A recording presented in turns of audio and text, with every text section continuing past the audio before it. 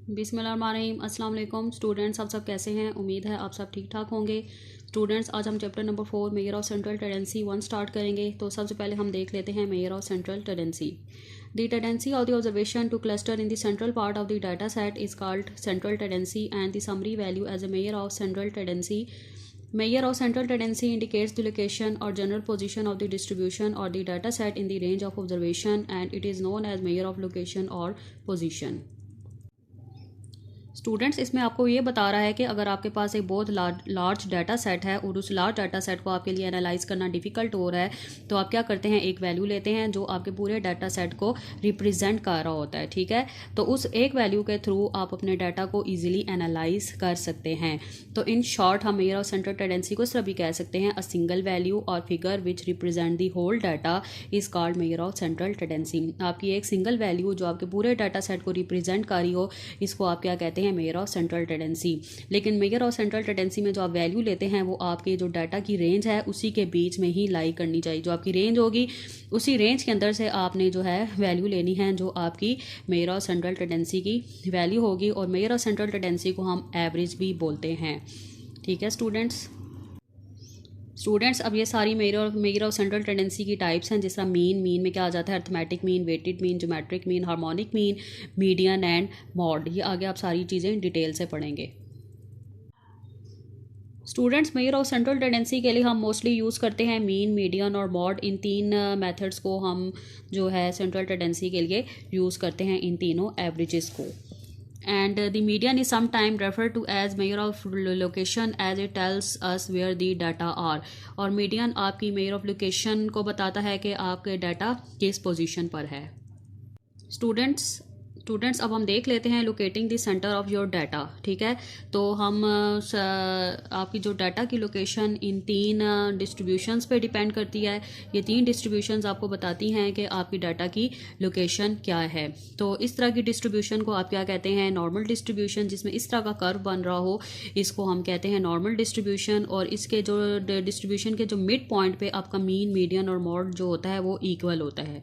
ठीक है, इस तरह की कर्व को, इस तरह की जो है डिस्ट्रीब्यूशन को आप क्या कहते हैं, नॉर्मल डिस्ट्रीब्यूशन। और जो इसका मिड पॉइंट होता है इसमें आपका मीन, मीडियन और मॉड इक्वल होता है। और इसको आप नॉर्मल डिस्ट्रीब्यूशन को आप सिमेट्रिक डिस्ट्रीब्यूशन भी कहते हैं।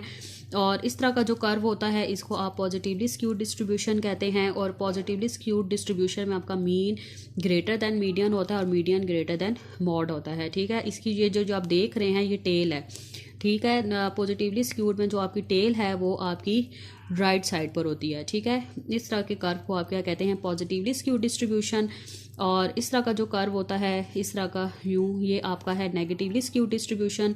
नेगेटिवली स्क्यूड डिस्ट्रीब्यूशन में आपका मीन लेस दैन मीडियन होता है और मीडियन लेस दैन मॉड होता है। और इसमें ये जो अभी इसकी ये टेल देख रहे हैं ये टेल है। और नेगेटिवली स्क्यूड डिस्ट्रीब्यूशन में जो आपकी इसमें जो टेल होती है वो राइट साइड की तरफ होती है। ठीक है, तो ये जो है ये तीन, ये क्या है, पोजीशंस हैं। ठीक है, ये आपको पोजीशंस बता रहे हैं कि नेगेटिवली स्क्यूड में जो होता है ये इस पॉइंट पर क्या होता है, मीन होता है, इस पॉइंट पर क्या होता है, मीडियन होता है, और इस पॉइंट पर क्या होता है, मॉड होता है।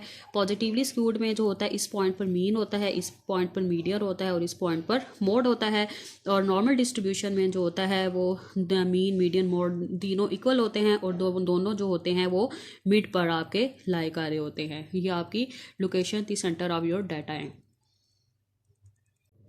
स्टूडेंट्स, अब हम देख लेते हैं टाइप ऑफ एवरेजेस। तो आपने एवरेजेस को आप क्या कहते हैं, measure of central tendency.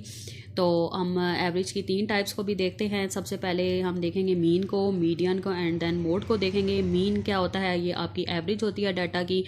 Median क्या होती है, जो आपकी डाटा की मिडल वैल्यू होती है, लेकिन आप पहले डाटा को ऑर्डर फॉर्म में लेके आते हैं और फिर जो आपकी मिड वैल्यू होती है वो मीडियन होता है। उसके बाद मॉड जो होता है वो आपकी डाटा की मोस्ट फ्रीक्वेंट वैल्यू होती है। जो बहुत ज़्यादा आपकी वैल्यू रिपीट हो रही हो वो आपकी वैल्यू क्या होती है, मॉड होती है। स्टूडेंट्स, अब हम देख लेते हैं arithmetic mean it is defined as the value obtained by dividing the sum of all the observations by their numbers, that is mean is equal to sum of all the observation divided by number of the observation. तो mean आपका क्या है, जो आपकी observation है आप उसका सम करते हैं और उसकी जितनी आपकी ऑब्जर्वेशन हो उसको उस पर डिवाइड कर देते हैं। तो जो आपका आंसर आता है उसको आप क्या कहते हैं, मीन। ये आपका मीन का क्या है, मैथमेटिकल फॉर्म है, ये आपका मीन का फार्मूला है। तो मीन का फार्मूला क्या होता है, x bar is equal to summation x by n, ये आपका मीन का फार्मूला है फॉर अनग्रुप डाटा। और ये आपका मीन का फार्मूला है x bar is equal to summation f x divided by summation f, ये आपका फार्मूला है फॉर ग्रुप डाटा।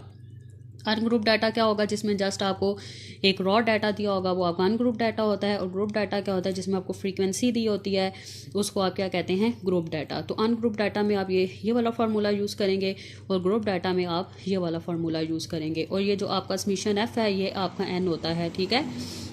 जो ग्रुप डाटा में जो आपका एन होता है वो आपका समीशन एफ होता है।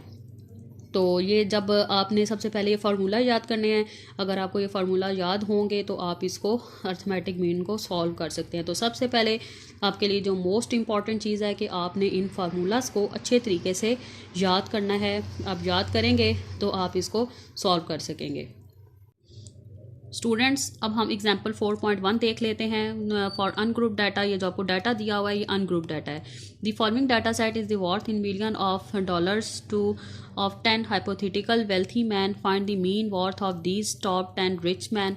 ठीक है, ये आपको 10 वैल्यूज़ दी हुई हैं और ये आपका क्या है, अनग्रुप डाटा है। देखें, जिस तरह का रॉ डाटा हो वो आपका क्या होता है, अनग्रुप डाटा होता है, लेकिन जिसमें आपको फ्रीक्वेंसी दी हो वो आपका क्या होता है, ग्रुप डाटा है। तो इसमें आपको उसने मीन निकालने को कहा है, तो ये आपका अनग्रुप डाटा है। तो अनग्रुप डाटा में आप ये वाला फार्मूला यूज़ करेंगे, x bar is equal to summation x by n.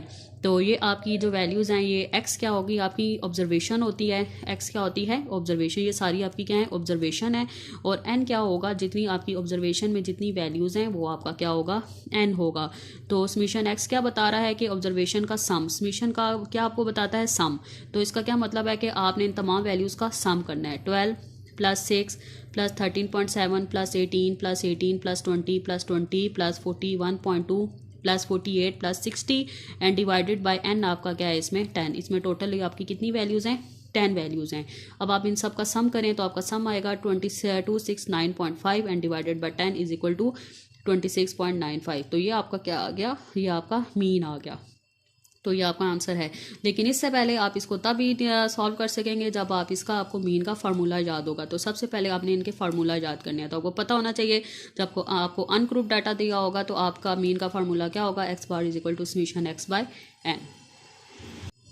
Students, अब हम देख लेते हैं एग्जाम्पल 4.2 फॉर ग्रुप डाटा। ठीक है, आपको 4.2 की एग्जाम्पल है, इसमें आपको ग्रुप डाटा दिया हुआ है। Calculate the mean for the distribution given below, value and frequency. Value क्या आपकी एक्स, ये आपकी एक्स की वैल्यूज़ हैं और ये फ्रीक्वेंसी आपकी क्या है एफ। अब ये देखें, जिसमें आपको फ्रीक्वेंसी दी हो वो आपका क्या होता है, ग्रुप डाटा। और ग्रुप डाटा में आप कौन सा फार्मूला यूज़ करेंगे, x bar is equal to summation f x by summation f. तो ये आपको क्या बता रहा है कि आपने एफ़ और एक्स को मल्टीप्लाई करके उसका सम लेना है और एफ़ का सम। तो इस फार्मूले के अकॉर्डिंग आपने सबसे पहले ये चीज़ें फाइंड करनी है। आपको एक्स और एफ़ ये गिवन दिया हुआ है क्वेश्चन में। ठीक है, एक्स और एफ़ क्या दिया हुआ है आपको क्वेश्चन में, गिवन दिया हुआ है। अब आपने क्या करना है, एक्स और एफ़ को मल्टीप्लाई करना है अकॉर्डिंग टू फार्मूला। ठीक है, फार्मूले को सबसे पहले आपने देखना है कि फार्मूले में आपको क्या दिया हुआ है, एफ़ और एक्स और उसका सम। तो सबसे पहले आपने क्या करना है, एफ़ और एक्स को मल्टीप्लाई करके उसका सम लेना है और इसके अलावा आपने एफ़ का भी सम लेना है। तो आप एफ और एक्स को मल्टीप्लाई करें, 20 multiply by 240, 29 multiply by 4 is equal to 116, 30 multiply by 4 is equal to 120। ठीक है, इसलिए आप एक्स और एफ को मल्टीप्लाई करें और उसका सम करें। ठीक है, इन तमाम वैल्यूज़ का सम करें, 40 plus 160 plus 120 plus 117 plus 88 is equal to 481। तो ये आपका एफ एक्स का क्या आ गया, सम आ गया। ठीक है, फिर आपने फ्रीक्वेंसी का भी सम करना है, टोटल करना है, 2 plus 4 plus 4 plus 3 plus 2 is equal to 15। तो ये आपका समीशन एफ आ गया। तो अब आप ये जो वैल्यूज़ आपने फाइंड की हैं इनको फार्मूले में पुट कर दें। समीशन एफ एक्स क्या आपका आया 481 और समीशन एफ क्या है 15। इन दोनों को डिवाइड करें तो आपका एक्स बार क्या आएगा 32.07। ग्रुप डाटा में जो आपका समीशन एफ होता है वही आपका एन होता है। ठीक है, अक्सर आपको कभी यहाँ पे ग्रुप डाटा में आपको अगर एन दिया हो, फार्मूले में दिया होता है ना आपको समीशन एफ की जगह कहीं जगह पे एन भी दिया होता है, तो आपने ये नहीं करना कि आपने वैल्यू 1 2 3 4 5 करके यहाँ पे 5 लिख दें। वो अनग्रुप डाटा में आप करते हैं, लेकिन ग्रुप डाटा में जो आपका समीशन एफ होता है वो आपका एन होता है। ठीक है, तो आपने इस तरह 1 2 3 4 5 नहीं करना ग्रुप डाटा में। ग्रुप डाटा में आपका एन क्या होगा, 15 होगा। जो आपका समीशन एफ होगा वही आपका एन होगा। तो आपने यहाँ पे क्या लिखना है, 15 लिखना है। तो ये आपका है क्वेश्चन फॉर ग्रुप डाटा। तो अब आप ये देख लें, अनग्रुप डाटा को आपने किस तरह सॉल्व करना है, ग्रुप डाटा को किस तरह सॉल्व करना है, या आपको अब समझ आ गया होगा। अब आप इसकी साथ साथ इनके जो आपके सेल्फ असेसमेंट के क्वेश्चन हैं उनको भी साथ साथ सॉल्व करें। स्टूडेंट्स आज का बस इतना ही लेक्चर था। तो ये आज हमने अर्थमेटिक मीन पढ़ा है, तो आप अर्थमेटिक मीन को अच्छे से समझें, देखें, इनके क्वेश्चन सॉल्व करें और मेरे चैनल को सब्सक्राइब करें और मेरे आने वाली हर वीडियोस को लाइक और शेयर करें। अब मुझे दें इजाज़त, अपना ख्याल रखें, अल्लाह हाफिज़।